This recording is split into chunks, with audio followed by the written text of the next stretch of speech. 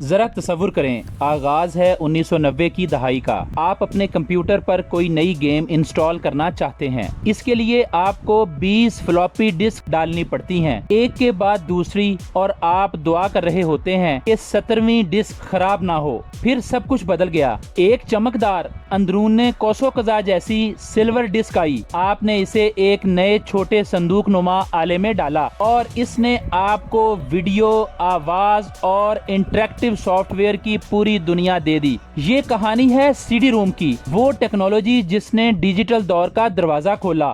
یہ کہانی اس وقت شروع ہوتی ہے جب لوگوں نے کمپیکٹ ڈسک کا نام بھی نہیں سنا تھا۔ 1960 کی دہائی میں ایک امریکی موجد جیمز رسل اس بات سے پریشان تھے کہ وینائل ریکارڈز کتنی آسانی سے خراب ہو جاتے ہیں۔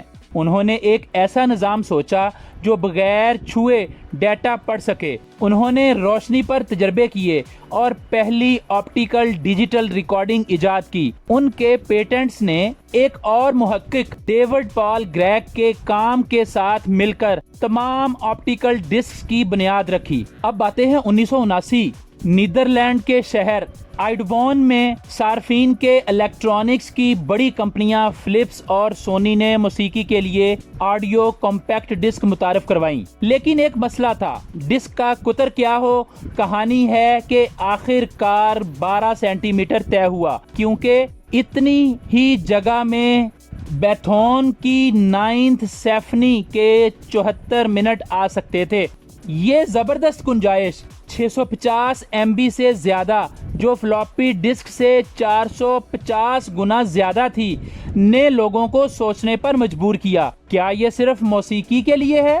چنانچہ 1983 میں سونی اور فلپس نے یلو بک معیار بنایا، جس نے سی ڈی روم کی رسمی تعریف کی۔ پہلی تجارتی سی ڈی روم ڈرائیورز 1985 میں آئیں، لیکن اصل انقلاب 1990 کی دہائی کے آغاز میں آیا۔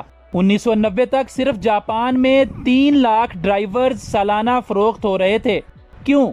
کیونکہ سافٹ ویئر بہت بڑا ہو گیا تھا۔ مائکروسافٹ نے 1987 میں مائکروسافٹ بک شیلف لانچ کی، ایک پوری لائبریری ایک ڈسک پر، اور پھر گیمز آئیں۔ کنسولز جیسے پی سی انجن اور لیجنڈری پلے اسٹیشنز نے سی ڈی روم کا استعمال کرتے ہوئے سینما جیسے تجربات دیے جو کارتوس کبھی نہ دے سکتے تھے۔ سی ڈی روم نے کمپیوٹر کو صرف ٹیکسٹ والی مشین سے ایک مکمل ملٹی میڈیا مشین بنا دیا۔ جیسے جیسے دنیا ڈیجیٹل ہوئی، ٹیکنالوجی نے رفتار بڑھائی۔ اصل 1X ڈرائیورز 150 KB فی سیکنڈ پڑتی تھیں، جلد ہی کمپنیوں نے دوڑ لگا دی، ڈبل سپیڈ یعنی 8X اور پھر 52X جو تقریباً 8000 KB فی سیکنڈ ہے۔ لیکن اس رفتار کی قیمت بھی تھی، اتنی تیزی سے گھومنے والی ڈسک 10,000 RPM سے زیادہ، اگر ذرا سی بھی غیر متوازن ہوتی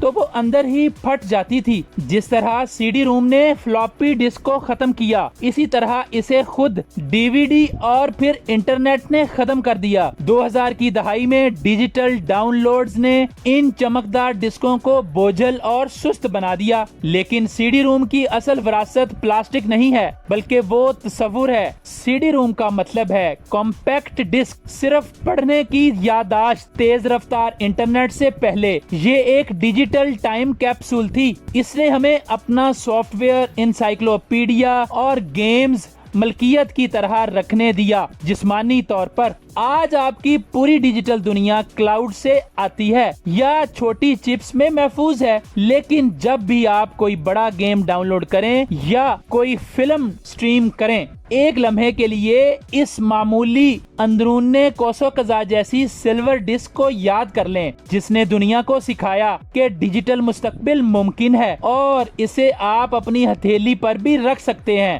آبجیکٹری پر یہ کہانی دیکھنے کا شکریہ۔